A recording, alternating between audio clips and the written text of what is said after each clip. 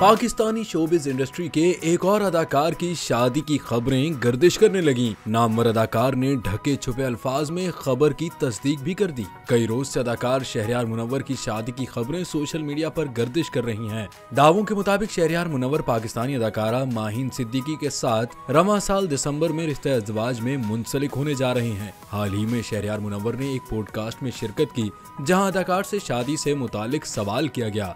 शहरयार मुनव्वर ने कहा कि हमेशा से ही जाती जिंदगी से मुतालिक प्राइवेट रहा हूँ। जाती जिंदगी और मसाइल को सामने लाने से गुरेज करता हूँ। जिंदगी की नई शुरुआत से मुतालिक शहरयार बोले कि बहुत खुश हूँ और खुदा का शुक्र है कि मेरे अहले खाना भी मेरे इस फैसले पर रजामंद हैं।